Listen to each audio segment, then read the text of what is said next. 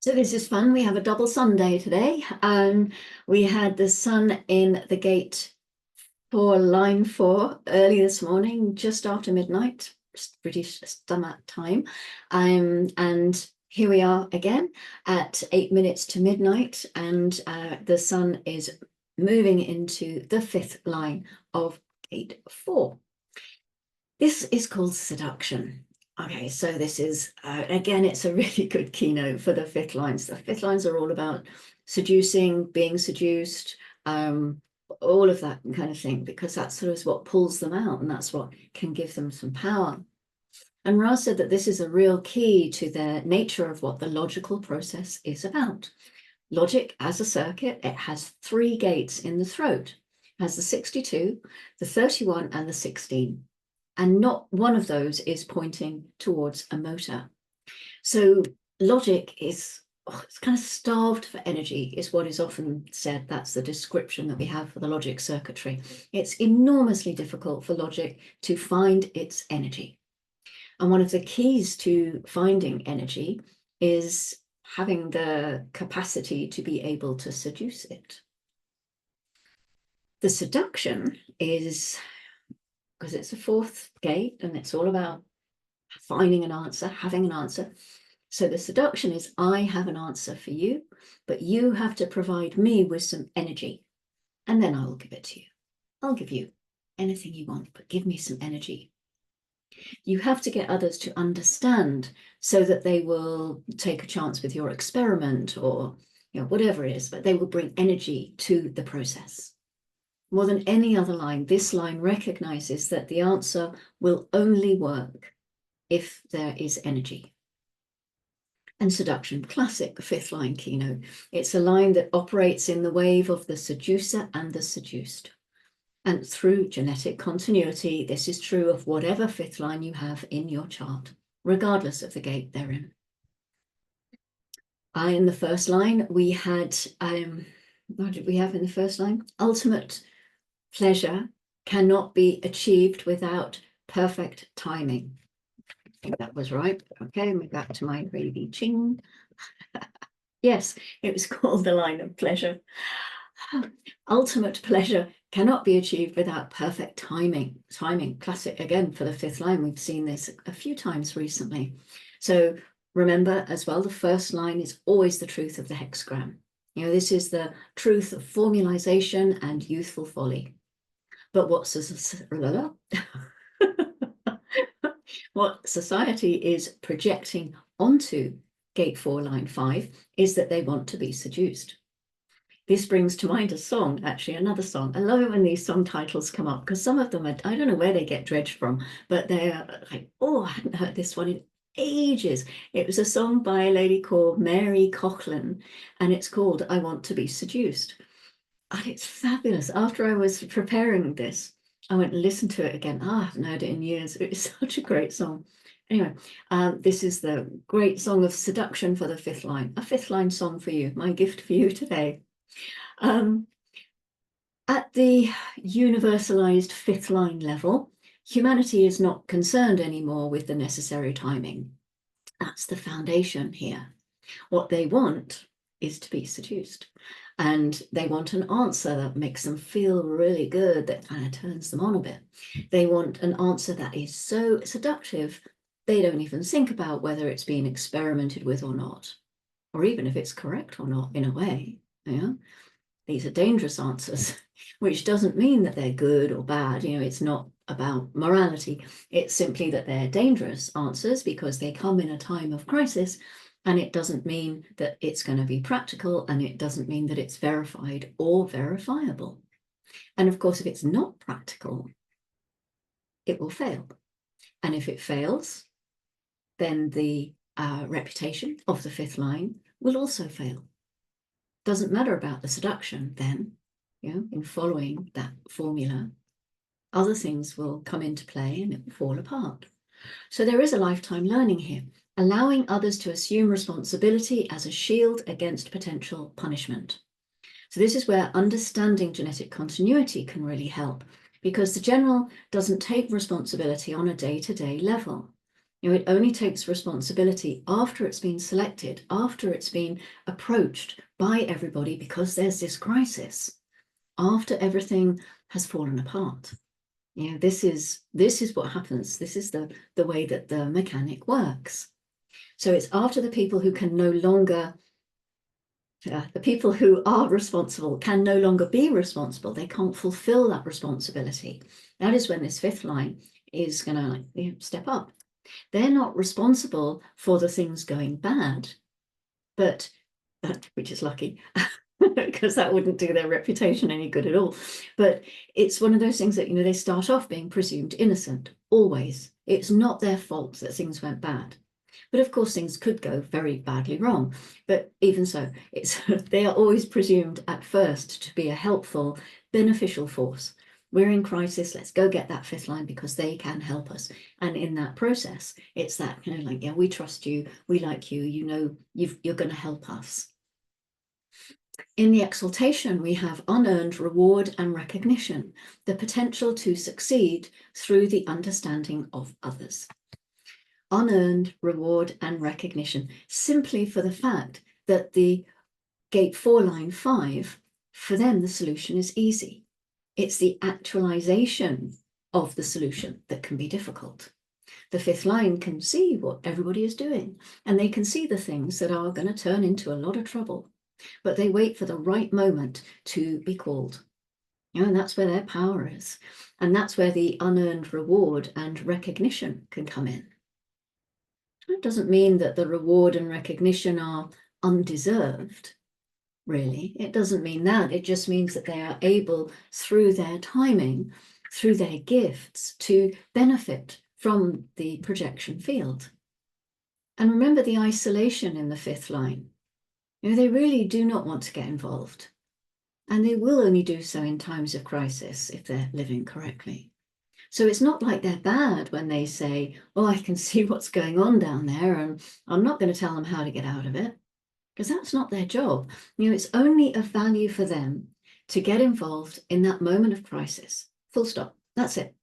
That's when it works. And that's when the timing is right. And everything, we hear this so many times through these lines, that timing is everything. Blackbird agreeing with me on the windowsill. Isn't it right? Timing is everything. And I've just got to the end of the paragraph. So, in my mind here, I know where I'm stopping. There you go. One day I'll turn the camera around. I'm sure there are people that everything I just lob sultanas out of the window, not for any particular reason. Okay, so we have got to the end of the exaltation and we move into the detriment. A life of lip service to antiquated and unsatisfying values as cynicism. The potential for cynicism that comes with always having to acknowledge the understanding of others. Understanding is a word that has been in this a lot, and it is another keyword, but it's a keyword for the circuit. This is the understanding circuit. Both sides. No, logic. Logic is understanding and abstract is sensing. So the whole thing is the collective. And this is why we hear this word understanding as we go through we did it in the 7, because that's part of the same circuitry, that 7 and the 31, and now in the 4. So it's all part of the same circuit, understanding circuit. So just draw your attention to these little keynotes as they come through, because then when you are sitting with this and contemplating with it, then these are words that you can feed into your contemplation that might then bring you some richness into whatever it is that churns around and spits out the other end. Cynicism. Yeah, I'm having Blackbird issues. The general is always a cynic. And this is something to understand about fifth lines, genetic continuity. Fifth lines are cynical. They look at what others are doing. They can see the problems that are building up. They can see them. And maybe this makes them a little bit superior, perhaps because they can see it. And along with that cynicism, they also know that they're always going to be needed at some point because of the way that others continually get themselves in trouble and need bailing out. This is the cynicism that says, I'm the one that has the answer, and yet I have to go around seducing people to try and get the energy. Logic is a collective process. It's about sharing. And it's deeply important to understand others, to recognize that, the real answer for humanity is really important. Humanity wants answers to things. And there's a lot of doubt being the gate above the four. We're filled with doubt, and we want answers, and we want our savior, our general, to come and give us those answers and bail us out. So, it's also looking at the potential for cynicism that comes through the fifth line, that comes through always having to put yourself into a position where you can understand others, and yet you can see what they're like. They have to understand you in order for you to get your understanding out. So it's a push and a pull, and it's not always comfortable. This is a projector gate. These people can be quite bitter. And I got the feeling for that as I was preparing this and I was reading the material. It's like I could almost feel that sort of bitter quality coming through with the cynicism. Because cynicism can be very funny, and there are comedians out there who use cynicism in a very clever way, and there are others who are just bitter with it, and you can hear it. There's like a tone in their voice, or the way that they offer their material. It's a bit like, oof, ouch. Okay. If there's no channel here, if the 4 is not connected to the 63, and things get sort of stuck here, then that can be really difficult, because then it's whoever manages to get this information down into the throat and then out, they're the ones who get the credit for the formula, for answering the question, answering the doubt. Whoever speaks that voice of opinion, because this 4th line, if you think about the way that the circuit works, if you're looking at me, which way are you looking at me? Then it comes down this side, 63 to the 4, and then it crosses over into the 17, and then down into the 62 being the throat gate. So if that's the one that manages to get it out, and it hasn't got a way down from the 4, then again, that 4 can get very bitter. I had all the answers, and yet it's the 62 that's getting all of the kudos for it. So that could be really, really difficult as well. And then where does the seduction come in? Doesn't matter how seductive you are if you're not the one who's being seen for being that amazing answer, the crisis solver, the savior, because then that attention is going to go to the 62 or the 1762. It's where we see that expression come out through the throat. That's where our attention goes, and that's where the credit goes. It can be really, really hard, when that understanding is your gift, but somebody else takes it away. Grounded by the 49, line 5, called organization. Practical provisions for the needs of others in revolutionary times, which ensures support and continued understanding. Practical solutions. This is what makes you a useful line 5. This is what gets you called out again and again, because of your practical solutions. And they have to live by that, which can take some organization for the seducer to kind of get themselves in play, so to speak. It has to be known that you're there. It has to be known that you've got answers, so that people can go and find you. We remember we found this with the general in gate 7.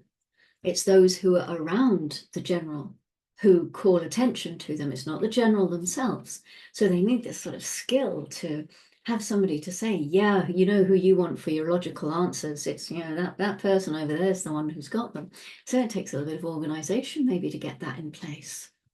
And this will then ensure a continued understanding and support. And although the 49th gate is tribal, we find that understanding is a keynote for the collective circuitry, but everything really works. You know, I mean, the bodyguard, the body graph has different circuits, but it's just one body graph. You know, it's all just working together. You might just have these separate bits and we look at them in isolation, but there's no isolation. It's a holistic, gorgeously connected mechanism. Mercury. Mercury goes into the sacral gate 29 at 21:22. This is the abysmal, the gate of perseverance, the gate of saying yes. And this leads to the 46, which is at the other end of the channel. So we're saying yes to the body in a way. And this is actually one of the gates that we find in the death cycle. So it's saying yes to life. And this is another thing that gate 29 is very, very powerful with its sacral power coming out there. It's one of the most powerful gates in the sacral, even though it's not called, excuse me again, because the 14 is the power skills and the 34 is the gate of power. But saying yes is, you can feel it somehow, can't you? It's cyclical because it's in abstract circuitry, so it's beginnings, middles, and ends. So what you're saying yes to is a new experience. If it's in the channel with the 46, it's a channel of discovery. So you're discovering new things and you're doing it without an agenda. You're doing it without any expectation of what that experience is going to bring. You're doing it just for the love of it, just because it fires you up, just because your sacral gave you a yes, I'm going to do that. I've got the energy for it. I've got the power for it. Because this is a generator gate. You don't have to be a generator to have it, of course, but it has that flavor to it. It needs to respond to life. Yeah, so Mercury, how is that? How are you hearing or talking about these sorts of things? Are you talking about perseverance, how much you have to put into something to get anything done? Or maybe there are new cycles beginning and you're hearing people talk about those. Yeah, listen to what you're saying yourself. Maybe you're being influenced by the global conditioning and you can look back and say, oh, why did I say that? That's really interesting. Why did I find myself talking about that? I'm Mars, also on the move today, going into the tribal throat gate 45. This is a gatherer, gathering together. It's the archetypal leader. It's that the ruler who gathers resources and who guides others to manifest what is needed for survival, for prosperity. And it's always getting the tribe in a way to look after themselves, because this is a big education gate. This is the ruler who wants their tribe well educated so that they can look after themselves, because the ruler doesn't want to do it. They're the delegator. They don't want to actually do the work, so they educate the tribe. It's an energy that enjoys authority, doesn't really enjoy being crossed in its authority. One of my brothers has this gate. He's also on the cross of rulership. Oh, you don't cross him without some kind of consequence, I'll tell you. They do well to delegate. People who've got this gate do well to delegate. Yeah, not involved in the minutiae of life. The moon went into gate 26 a couple of hours ago at 19:09, and that's the ego gate of the trickster, which we looked at earlier. Moves into the abstract ajna gate 11 at 5:30 tomorrow morning. This is the gate of peace, the gate of ideas. It's exploring ideas that can be shared because it's collective, and can stimulate others. And ideas come and go. They're part of a cycle. This is that same circuitry, start to build up all of these connections. So 11 is in abstract circuitry that goes through the format channel of maturation, which is beginnings and endings. And it also goes through the solar plexus, which is the wave. So we have that sort of constant movement and motion of going forwards and backwards through this circuit. So it's looking at things that have happened, making sense of them, taking ideas from them because they've been reflected upon, and sense has been made of the confusion that can be part of the experience. Yeah, it's a process that is for other people. It's an Ajna gate. So this is an outer authority kind of gate. It's not there for you to try and solve things for yourself, because that can just lead to confusion, to disappointment, and all of that kind of stuff. Yeah, that's it. That is the 4 line 5. I feel like I went on a bit today. Hope you've enjoyed this one. Yeah, back for a 6th line tomorrow. I hope your world is treating you well. And go gently, and as Ra would always say, love yourself.